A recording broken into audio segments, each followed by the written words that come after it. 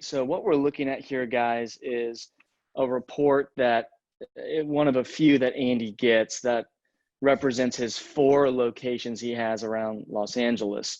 And the data we're pulling in is from Google My Business.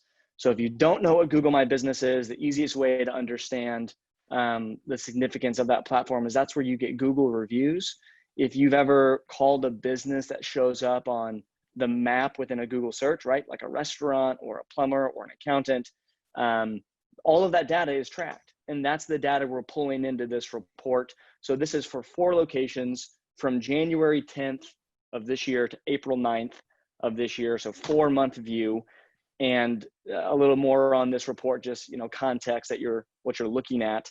In that 4 months is, going to be the hard data, the larger number under all of these little categories, right?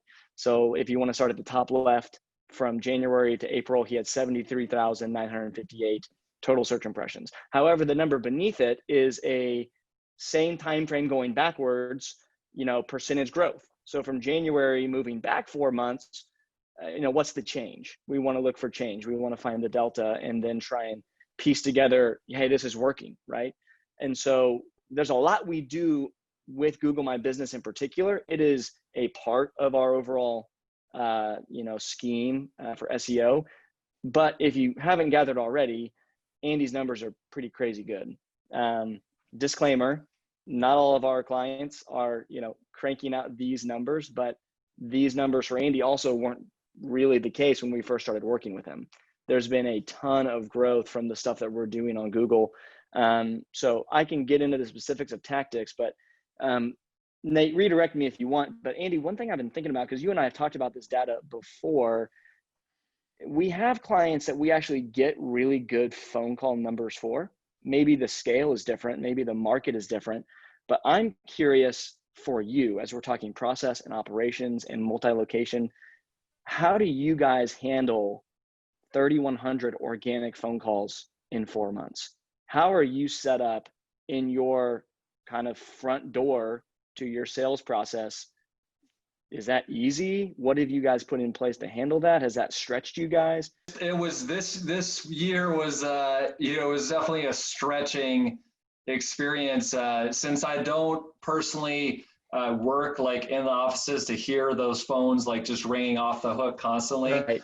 I have a little bit of a different perspective, but I do know that adding so a lot of tax pros is we look at adding admin staff, right, or non-tax preparer staff, and it's always a concern about costs, right, because you don't want to pay out more in cost than you don't want to like lose money, right, so to speak, right?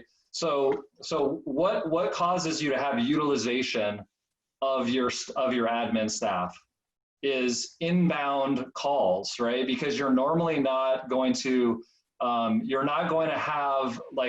tax people naturally we're not like salespeople, like where you're going to put somebody on a phone, right? They're going to be like smiling and dialing and calling, right? So it's all about inbound traffic. And this year, we had more dedicated admin staff where, your job is just to handle these calls, handle these emails especially for the team leader of the office, but being able to actually pay those people and pay them well, right? And keep them busy and keep them occupied and productive. That only comes from having all these calls coming in, right? Because we'd always rather be more busy than less busy, right? You'd rather have more calls than less calls. And so, credit to our admin team, like for instance, Yanit, our main admin in our West LA office, which is my office that I mostly work directly with, is she stepped up so huge this year. And just was like so huge for us dealing with all these stimulus calls and PPP and everything else. So then these tax pros that are on this call, they know, you can handle as busy as you can get, but you don't want to pay people to sit there and do nothing.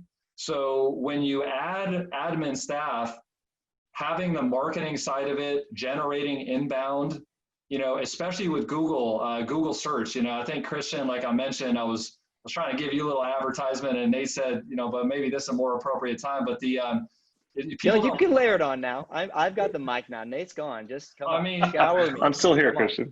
I mean, I walk Google in My church with that. Business, that's like the secret weapon, man. People don't Yeah, man. realize like the Google Yeah. My Business is like because if you know, everybody likes to Google themselves, you know what I mean? So like if you Right. like Google your business, you know, like go on your Google business and, you know, you see the little, I think Christian calls it the snack pack, right? Where it's like, if Mm-hmm. you're on that first maps view, right? Like I'm pretty sure we're like number one or number two for like every one of our locations. And again, like I know enough from marketing myself, like if that was my job, like I could probably figure out somehow to do something comparable to like what you're doing, but I'd rather just pay you guys to do it and just get all the calls. And then when I Google our business in that area, I know everybody that's Googling tax preparation 91016 or whatever it is, right, is right there. And your Google, your business, my business profile is actually optimized and actually has correct information.